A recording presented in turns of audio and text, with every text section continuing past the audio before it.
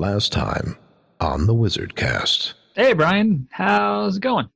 Hmm. I mean, I'm only looking at you through this Zoom window with our social distancing and all, but your office is looking pretty bare without all those conspiracy boards and the string that you had crossing throughout the room over and over again. Any more luck on the whole figuring out who booked Parker Harris thing? Nope. I give up. The mountain is high enough, the valley is low enough, the river is wide enough, and it kept me from getting to whoever booked Parker Harris. What? It's the opposite of the Marvin Gaye song, you know, the one in Sister Act and Guardians of the Galaxy. And Oh. I guess that's kind of a funny reference. see, I can't even make jokes that make sense anymore. I mean... It's just this whole thing of trying to figure out who booked Parker Harris business. I mean, I just can't do it anymore. What? No. It's too much, Mark. I've searched, I've done plans, I've done crazy stuff. I'm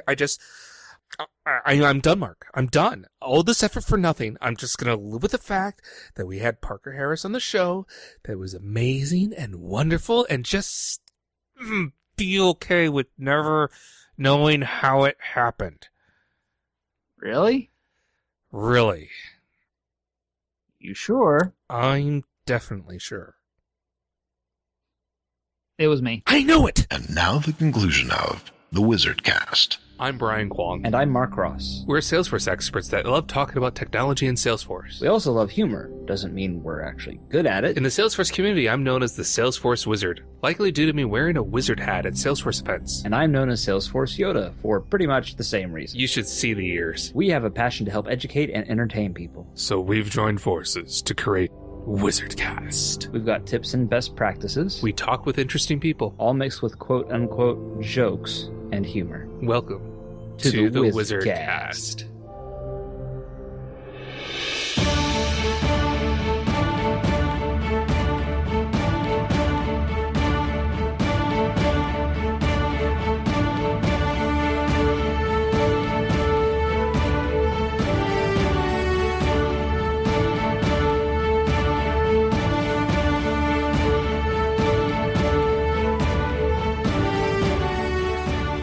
What's the difference between a well-dressed person on a unicycle and a poorly dressed person on a bike? What?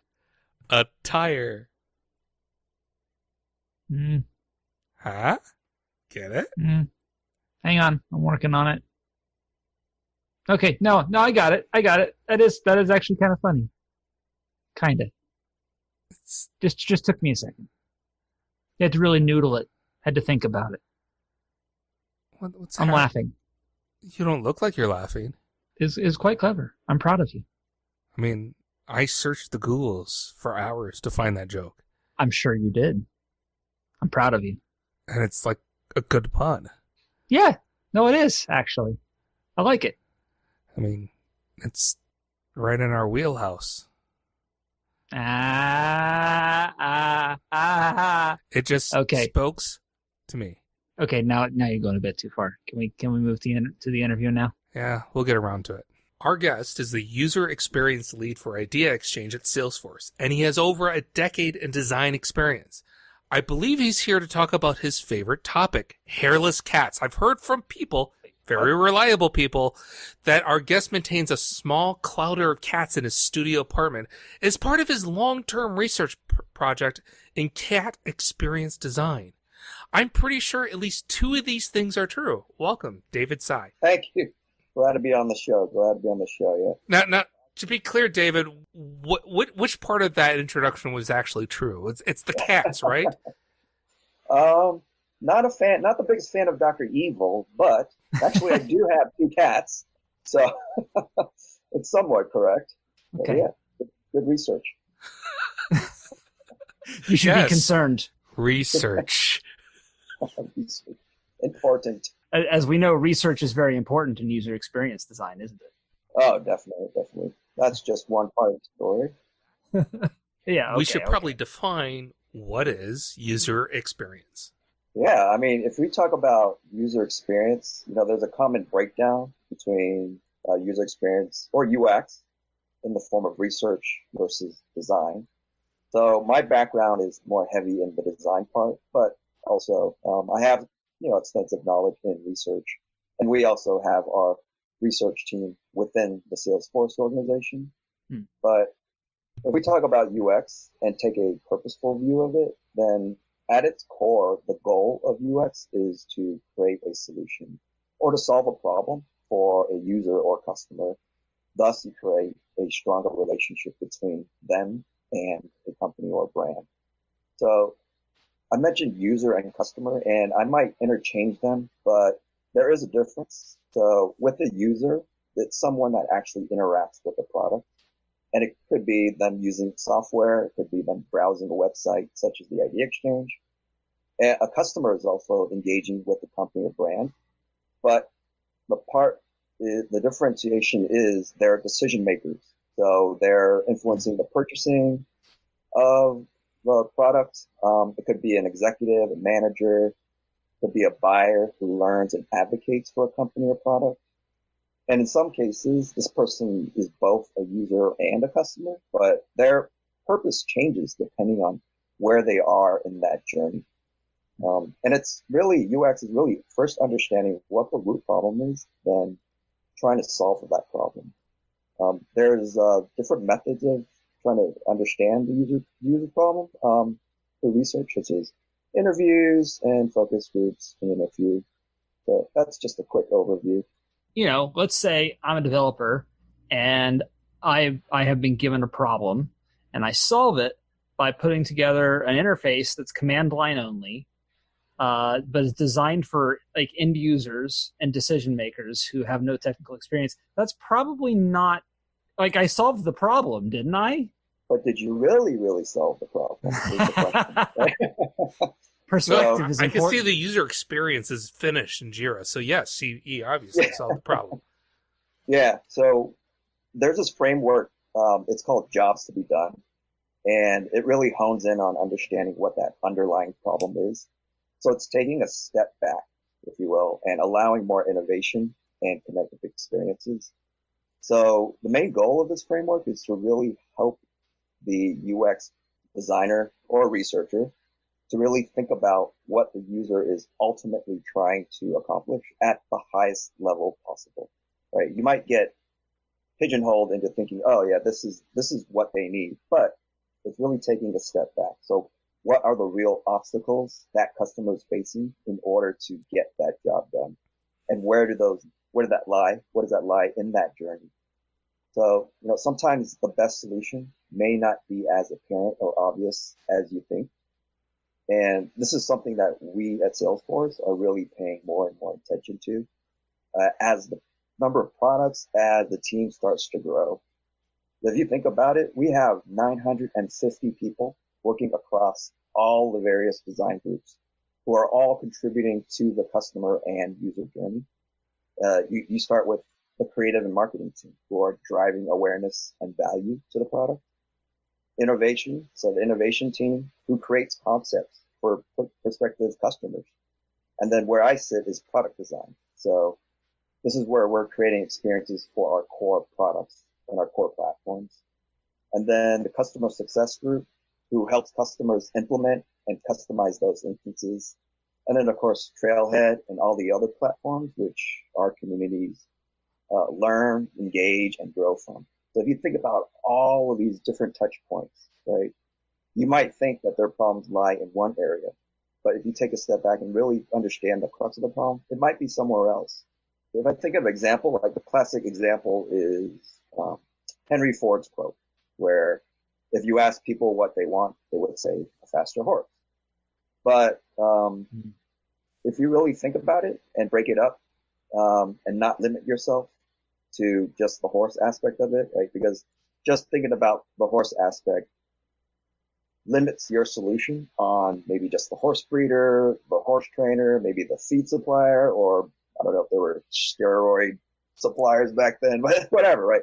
So it relies on a specific group or a specific solution. So if you use this method of when I blank, I want to blank, so I can blank, you fill in the gaps, it really breaks that problem down apart and expands on the scope of possibilities.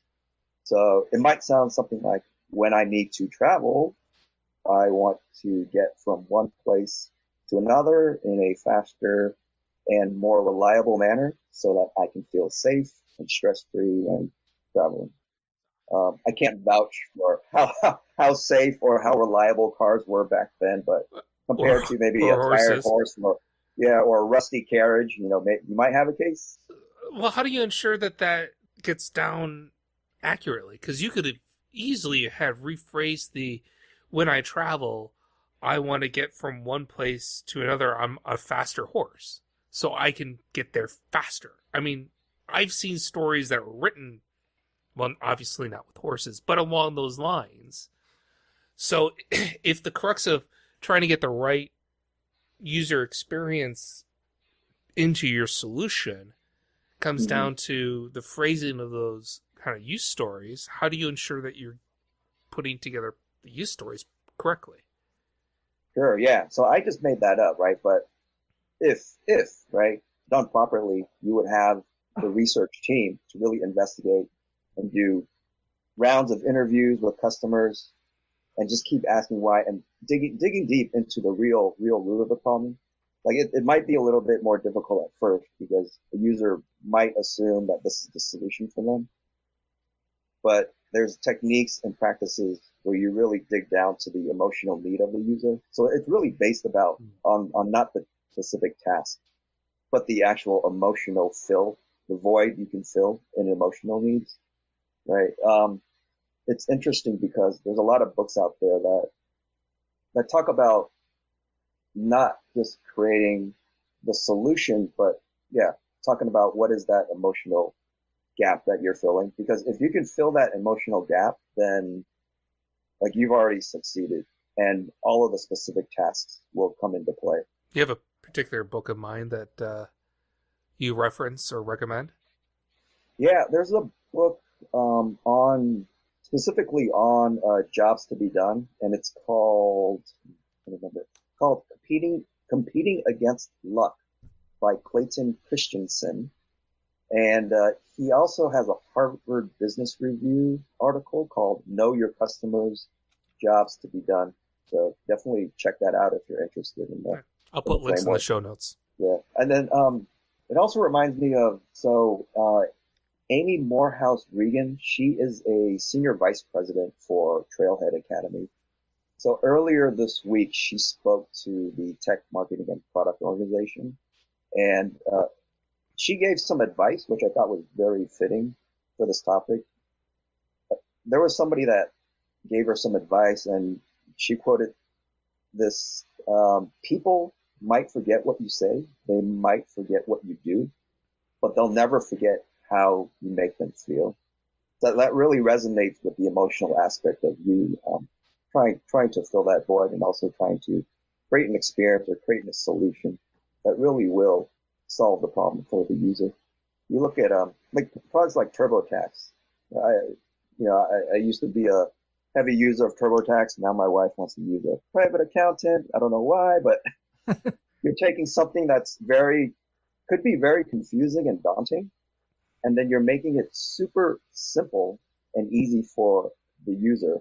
And it makes them feel smart. It makes them feel free. It makes them feel empowered. So that's one of those experiences that really, really puts an emotional aspect of it. That's one of the examples. So you're doing user experience for Salesforce, and that's all well and good. But, most of our audience is admins. I'm sure they never are going to have to worry about user experience when they're, making a field or a custom object. I need 3 multi-pick lists. No, I beg to differ. Like your audience, your admins, architects, developers, like they're a perfect example of why user experience is important, because they are actually creating experiences for their own end users, right? They need to understand who their users are, how they're using the product at a broad level, right? How are they going into the product? And really crafting those experiences to create some efficiency and clarity for them. In most cases, right, there are cases where you're just creating a component or a feature. Like I do it all the time, but it's always good practice to really take a step back and really try to figure out what problem you're trying to solve. And there's actually something that might be even super relevant to your audience here is we are actually at Salesforce. We have a whole team that's working on something called relationship design, and we're building and crafting a whole learning program around Salesforce design. So how people can go into the ecosystem and create better experiences strategically and more thoughtfully. And like we want to celebrate these designers, right? And admins, developers, and architects, part of their job is being a designer within the ecosystem. So that shouldn't be overlooked. And everything is now in the works, but it's definitely worth checking out. So there is actually a website if you want me to plug, if you don't mind. Okay, sure. I will plug it anyways. We'll just charge you. Yeah. Bill Mark Benio or Parker. You're that Mark David gave us permission. Yeah, so everything is still in the works, but if folks want to check out relationshipsbydesign.com, plural relationshipsbydesign.com, or you can just go to salesforce.com/design. Both URLs actually go to the same place.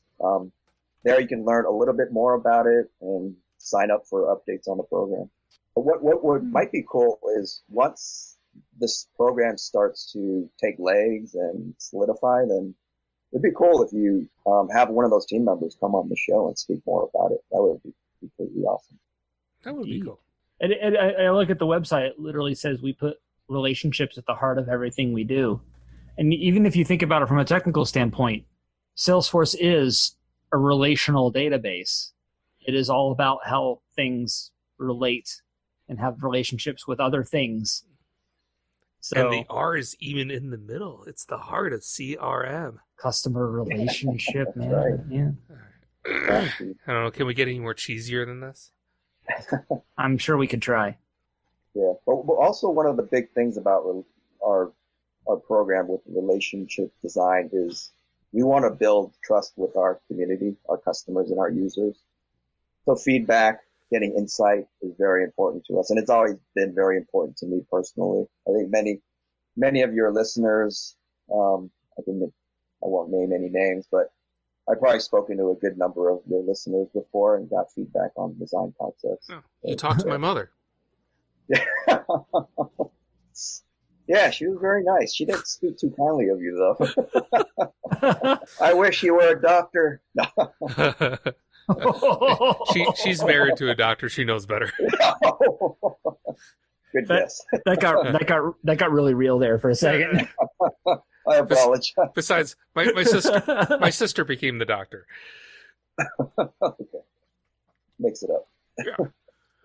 Yeah, but there are a few trails actually if people want to check out in the meantime. So there is the Better with UX trail, which talks about research, personas, prototyping. So that's a good start if people want to learn a little bit more about UX. And then also there's app design and prototyping module on Trailhead as well.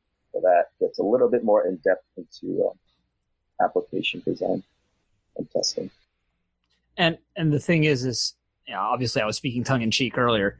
It is definitely not just an admin thing. It's definitely a developer thing as well. Speaking from my history of working with the teams over at .org, this is even something that ISVs and implementation partners have to keep in mind. If you're creating anything that any user is interacting with, so let's say for example a custom setting. No end user is ever going to see or interact with a custom setting. But guess what? If you're selling a product, your admins are. That is still a user experience. If you make a custom object that the end users never interact with, it's just a data repository, your admins are still going to be interacting with it. And they're going to be, your end users are even going to be interacting with the ramifications of how you built that custom object. If you build it a specific way, that makes the end user design more difficult. Everything that you build in a Salesforce system as an admin or a developer touches user experience, whether you think it does or not. Definitely, yeah. Anything a person has to interact with is a user interface and should be thought of with care. I mean, yeah, even if you're using, even if you're the only person using that interface, like you're creating an experience for yourself, right? Wouldn't you Right. want that experience to be great and intuitive and clear? Of course, yeah. And it's an interesting point that you mentioned about the chain effect, right? An admin creating an experience for an admin. If that's a bad experience, and imagine what those admins are creating for their users, which is going to be multiplier of bad experience on bad experience. So if you start with a great experience to begin with, then the likelihood of your end users, the all the way down the bottom of the line, what that experience is, the chances of that being greater is much more beneficial. David, how do you define a great experience? Like, is there a quantitative way to measure that? Or a bad experience? Well, bad experiences are everyone complaining. Yeah, there definitely are KPIs or measurements that you want to achieve ahead of time. Let's say efficiency. So, like if you talk about a typical checkout flow, right? So there's a certain time that you want the user to be able to check out it, or if you have an existing experience for a checkout flow, you want to reduce that time. And in that case, there's more clarity and there's more efficiency in that flow. So there are things that you can do, but the general things that you want from an experience are, one of them is clarity.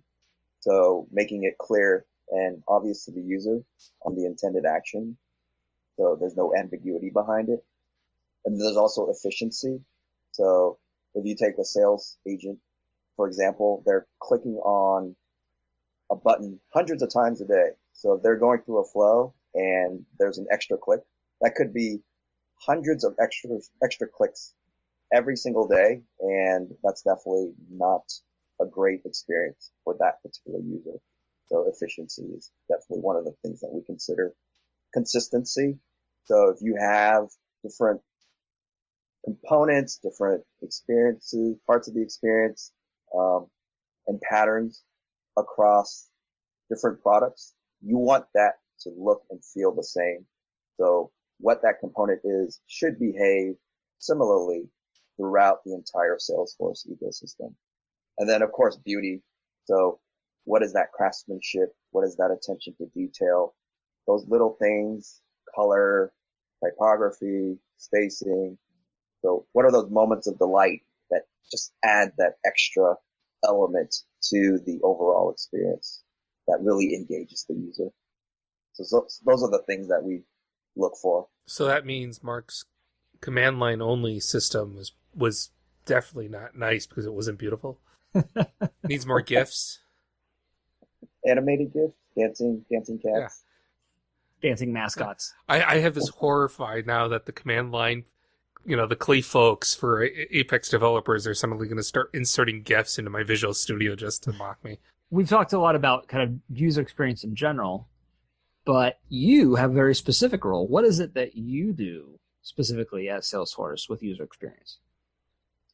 Yeah, being the UX lead for the Idea Exchange, so I can't talk about what we're working on. That's kind of top secret, but maybe things you have worked on in the past that you can talk, that are already publicly available. Let me cover the microphone, David, so the listeners don't hear. You can tell us all the secrets. Go ahead. It's okay. I can talk about prioritization, so that's something that I joined. And that's relatively new. Yeah, launched a last Dreamforce. So yeah, definitely exciting to work on that. So that goes perfectly in line with what I was talking about as far as not settling on a solution right away, because we knew that there was a problem that we were trying to solve with some of the top voted ideas or ideas that were getting a lot of traction, but perhaps needed to be higher on the radar with our product managers. So what were the things that we needed to solve for that, right? So a lot of it in the beginning was talking to our community, so such as your listeners, in finding out what their pain points were, kind of how they felt about the current situation of the Idea Exchange, and even some of their ideas of what that potential solution might be. And then first it's understanding and then defining what that problem is. And then we went on to start to create some ideation, so brainstorming within our idea exchange team, and then just really think outside the box on what this could be, what that interface could look like, not limiting on what it could be, taking ideas from other experiences, such as e-commerce, kind of where the cart mentality came into play, and then, but not just that, it's also methods of research where you have the stack ranking. So there's a lot of pros and cons between those different concepts. And then we went in and created concepts and wireframes and prototypes that were actually functional. And then we tested it on users and got feedback and saw how they felt about some of these concepts. And then going through just iterative process where we got feedback. Early on, we knew that we were going down the realm path. So we had to go back to the drawing board and figure out, okay, what are other things that we should consider? What are things that we need to think about? And it's really thinking outside the box, right? You can't just limit yourself, but really extending that mindset and reach. But just through continued back and forth, we landed on what you see as prioritization, right? So within that, throughout the design process, you have a concept, the prototype tests well, then there are many, many steps before the designs go to the development team, such as we work with our Lightning design system team. So we have the luxury of using the Lightning design system, which helps us create efficiency because there are reusable components. But for prioritization, we did create some customizations with the interface because it was something that was completely different from anything that we've seen at Salesforce before. Some gamified way to allocate coins. Like, there was nothing like that at Salesforce. So we did have to push the limits a little bit. And that's where we really looked to the Lightning design system team to tell us what we could do, what we couldn't do, keep us on track. For those who don't know, what is the Lightning design system? Yeah, so the Lightning design system is our component library. So what you see within the Salesforce core product is built off of the Lightning design system. So these are reusable components that have the CSS in them. In most cases, all the backend logic is in there as well. And then if you go to lightningdesignsystem.com, you can definitely learn more about it. So it's basically a pattern, a library of various patterns that we use over and over again. And one of the beauties of it is the accessibility is already built into it. Oh, nice. Yeah, so you don't have to worry about that.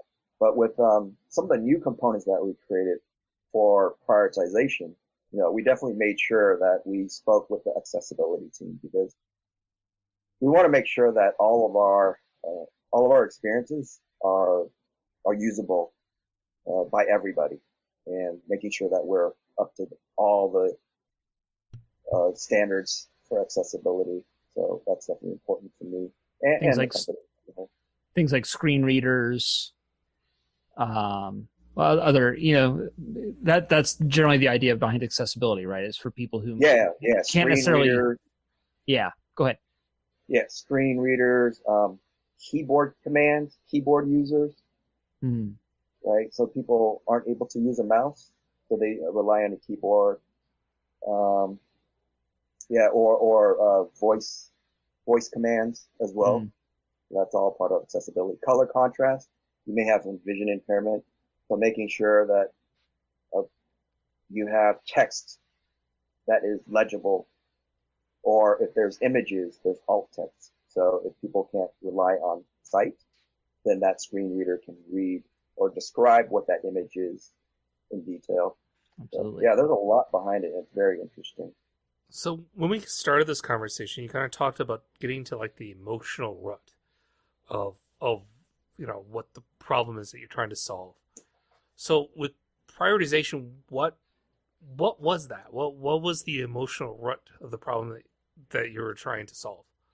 I think a lot of it was frustration. The community was frustrated that they weren't being heard. Some of the quotes where like ideas were going into a black hole or a graveyard or something like that, right? But it's not that we don't care. We do care. Salesforce does care. It's just that there's so many products, there's so many ideas. Product managers are so busy. The teams in general are so busy. Resources, priorities of features that have to be balanced out. So, I mean, they are trying, they're trying their best to understand what those top ideas are. But I think prioritization really does help empower. I mean, it's not a perfect solution, but it does help empower the community to actually have a voice that, okay, we're taking these top 3 ideas and we have to ship them. No ifs, ands, or buts. We have to ship them. The community wants these. It's a democratic way for them to tell us, Salesforce, what's most important to them. So one of the emotional aspects is, feeling heard, feeling respected, and then feeling empowered. Right, because it creates responsibility. It creates accountability. Exactly. And sometimes it's hard. So you need some ways to just help Salesforce along the way to understand the mutual relationship, right? There's a lot of give and take. There's a lot of understanding that we have to understanding of each other that we're working on, right? It's just a continuous process, as all relationships are. So the idea behind the currency itself, you mentioned one of the things you were looking to was existing, methods of research. Was the idea of using currency or points or something like that to determine priority? Was that another one of those research methods, or did somebody like have a random brainwave and like, I got it? We did actually, yeah. We actually sent out a survey within the Idea Exchange Reimagined community, and yeah, that was by far the winner. I can't say it was 100% in favor of using coins. Like we were thinking of ideas early on how to make a better connection between the monetary value and keeping it more kind of trailheady. Like we threw around ideas such as leaves or gems, and coins or tokens, but tokens didn't work because outside the United States, tokens may not resonate as much as coins. Although coins is monetary, it's in such a low value that it doesn't seem like you're actually spending your actual money into putting money into the ideas. Oh, is that why they did increments of 5 instead of increments of 1, so that it felt like it was a bit more weight? Yeah, one of the early concepts was single coins and also open allocation. So you can just type in the number of coins you want to invest in the idea. It was a little bit too confusing because users didn't understand what that open field was for. And they didn't, and this also relates to the single coin. Users didn't really need that granularity. Like 5 coins is enough to spread amongst your pot of 100 coins. You don't need to put a single coin here, a single coin there. So 5 coins was good enough. And if you look at least US, like if you look at US money, like a $5 bill, $20 bill, $50 bill, those are common bills. I would say it's also common in most foreign countries as well. Okay. So effectively, you did what our government can't and got rid of the penny. That's right. That's right. Take that, U.S. government. The nickel. We only need the nickel. It's just dead weight. Pennies are dead weight. But this case, it's literal. The genesis of the investment idea, early on in my career, I started investing in the stock market. So the idea, I can't take credit for that. It's obviously team effort, but one of the ideas was investing. Like, how much is this idea worth to you? Right? How much are you willing to put on this idea? Using fake money, of course. But Right. what is that? What is that level of importance to you? I'm always willing to invest fake money. It would have been. It's collecting the returns that it gets problematic. Maybe we should have used Bitcoins. I was thinking it would have been interesting if it were shares. Shares of stock. Shares. You're really investing then. That's Every release, everyone gets 100 shares of stock. that's an interesting use. That's a hell of a user experience right there. Yeah. You get people signing up to prioritize real fast. Forget that 4,000 goal. Obviously, like there's kind of an ideal solution to anything. It's the ultimate solution, right? Where every single use case is solved immediately, and everybody gets ice cream and a puppy, right? Like that, Pony. or a pony. Yes, thank I you. want my pony. And that's not something that's realistic, right, in the development world. So how does user experience get kind of carved up into manageable chunks and then released out to users? Yeah, so we work in releases, and within that we work in sprints, like basic agile methodology. So when you dive into a specific story related to, I'm just speaking for design, of course, you really have to think about how this experience affects other parts of the experience or other products, right? And also that user journey. Obviously, you do as much as you can to talk to other team members and other designers within the organization. So we typically don't design in silos, right? We just don't go heads down and work within our own product and engineering team. But we really do a good job of reaching out to our other cloud team members and see what their designers are working on and potentially what we design and what our approach is might affect what they do, but also vice versa. If they have similar use cases, for example, if they have similar use cases or examples of what we're trying to achieve that they've done before, why not leverage that consistent experience? Because users aren't always working in a specific cloud. They're working across all clouds. They're working across the entire Salesforce ecosystem. So you really have to think broadly and really ask the right questions and talk to the right people before you jump into something. And it's not easy, right? Working within a large organization isn't easy, but you really have to make sure that you communicate and collaborate openly. Otherwise, you're not going to succeed, and the experience isn't going to be to the best of its ability.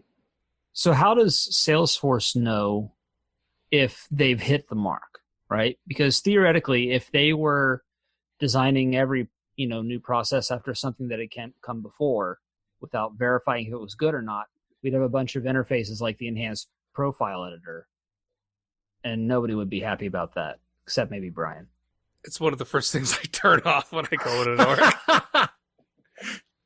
So yeah, how does Salesforce know when the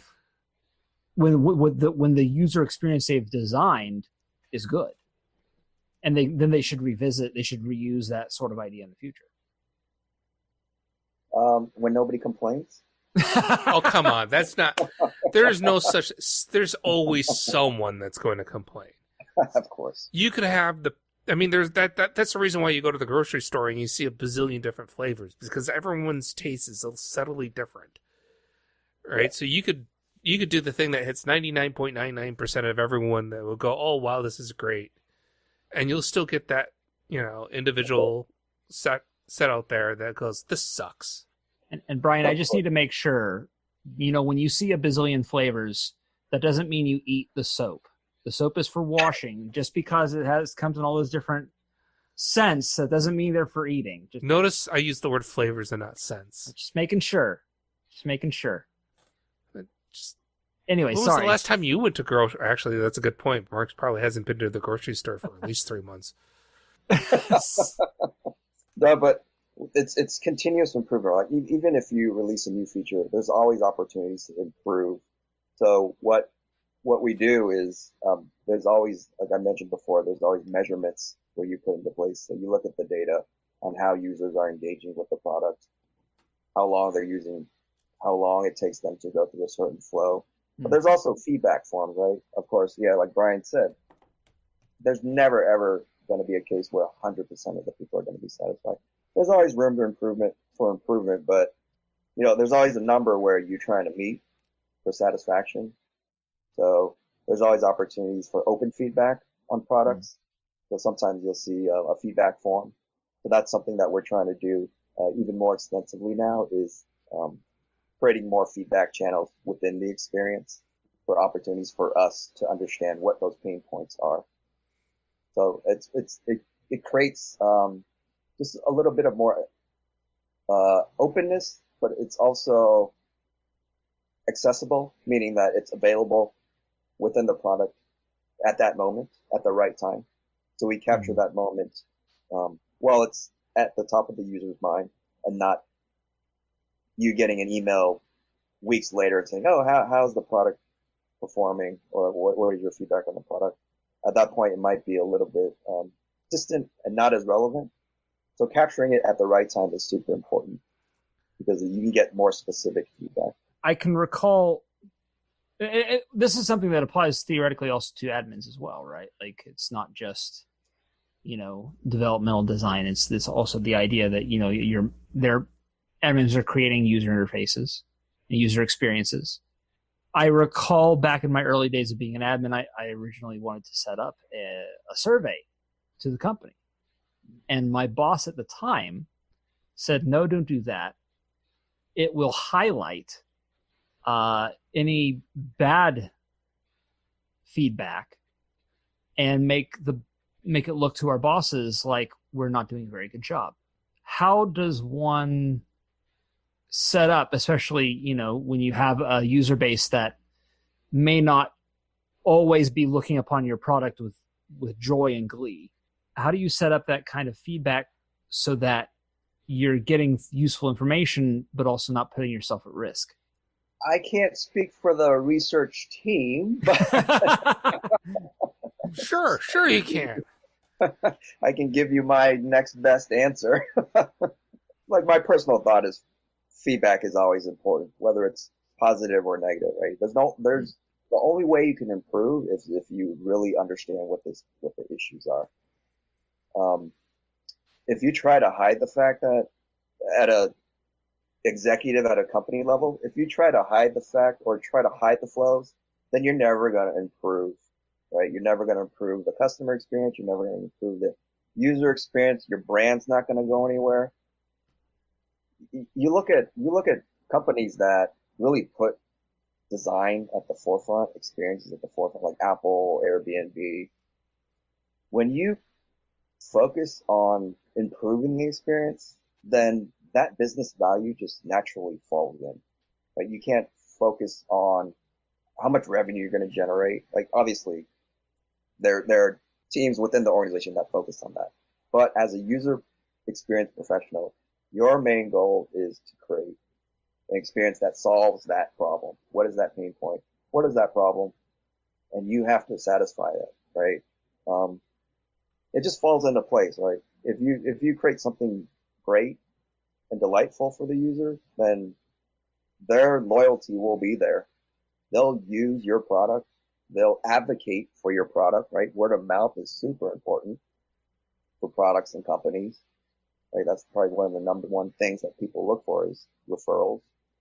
So I think hiding those or trying to hide those flaws and not focusing on trying to improve are really the wrong way to go. There are ways where you can craft the feedback form where it's more open-ended and it's not like, hey, what do you hate about this or what do you hate about that or what do you love about it? But it's more open-ended and allows more free form for the user to respond potentially. Or there's an assortment of options where it goes from positive to negative and not just focusing strictly on the negative. What do you hate about this product? Like you never want to ask that, right? Keep it more open-ended. I wish I'd known that 8 years ago. Why, Mark? What would you have done differently? I would have probably done nothing different because I would have made my boss angry. But Job security. I might have suggested a different way of approaching, the survey. Something that, as he was saying, more open-ended instead of give us a rating from 1 to 10.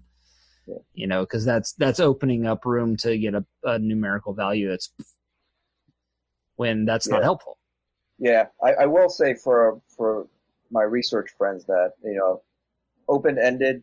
It's depending on how many responses you get. It could be a lot of work to parse that data, and that's why if there's an actual selection available, then it helps them definitely understand the data a little bit more quicker and more efficiently. So open-ended is good, but it's just more work to dissect. You know what? I have one other question. It's one of those things where I probably should have asked at the very beginning, and I totally forgot about it. Because we're throwing around the word, the acronyms UI and UX, and I understand the difference, but I just want to make sure this is well established. This is an important thing, and people don't realize how important it is. What is the difference between UI and UX? A single letter. Yeah. It is, but they're both vowels, so it's pretty close. So UX, I described UX as that broader thinking, and it also encompasses the content strategy and also the strategy itself. UI is a little bit more focused, where it's dealing just with the interface itself, so what the user is interacting with, and that can also be broken down into separate parts as well, because you have people like interaction designers who only work on the wireframes and the prototypes. You have visual designers who work on the typography, the color, the spacing, the fine-tuning of the layout. And then you also have people that just focus on, we have people that in the design organization that focus on motion design, kinetics, animation. And also, there's the Astro and Friends characters that people know and love. So, I mean, that's all part of the interface itself. So that's all under the UI umbrella. But UX is that broader scope of really understanding the problem. And at Salesforce, so all of our designers, at least within the product design organization where I sit, so we are all either experts or proficient at all of these things, more or less. Like some are more technical, some are more creative, but everybody thinks about that big picture, the collaboration, the strategy behind it, and how we can create that overall great experience for our users and customers. Awesome. Well, I'm out of questions. Brian? That was the one I was holding in reserve. Oh, well, I stole it. No, it was your question in the email thread, so I just thought you forgot about it. I did. And then I remembered. Yeah. Well, David, anything you'd like to say before we say goodbye? Oh, pleasure to be on the show. Yeah. I heard I was the first UX guest on your show. Is that true? Or was that just a trick to butter me up? No, you are the first dedicated UX person. We've talked about your user experience a few different times. But never devoted an entire episode. I mean, like last episode, we talked a little bit about user stories as part of the idea exchange prioritization topic. But we haven't had a dedicated user experience. So thank you very much for coming. And if people would like to reach out to you, what's a good way for them to contact you? Ooh. Or maybe I should say, do you want people to reach out to you? I probably don't want to share my email address. I don't know who wants to contact me. Go to your LinkedIn page. Yeah, check out my LinkedIn page. DavidTsai.com. DavidTsai.com or go to LinkedIn, David Tsai, Salesforce. You'll find me, and let's connect. Definitely. No, thank you very much, David. It's been a pleasure. Yes, thank you. That's fun. Thank you. You're welcome. Thank you. Thank you so much. WizardCast is produced by Brian Kwong and Mark Ross, directed by Brian Kwong and Mark Ross, technical administration by Brian Kwong and Mark Ross, script writing by Brian Kwong and Mark Ross, audio editing by Brian Kwong and Mark Ross, and website maintenance by Brian Kwong and Mark Ross.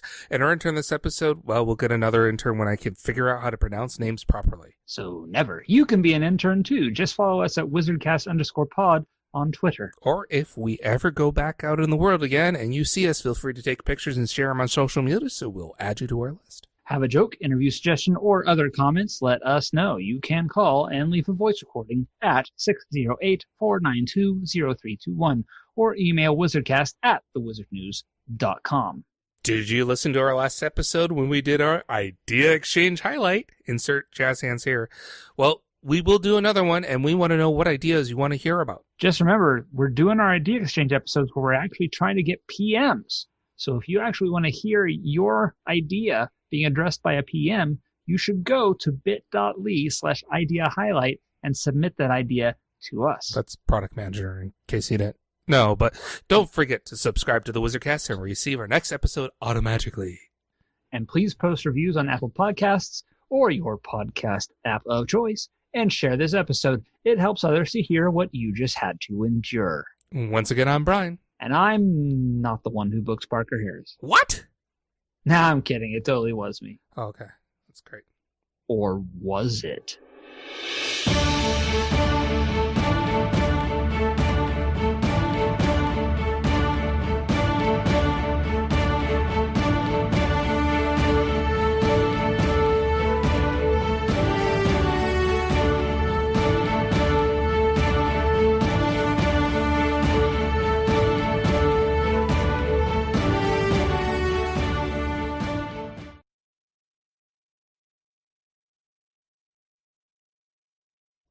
I don't know, Mark. I'm just done.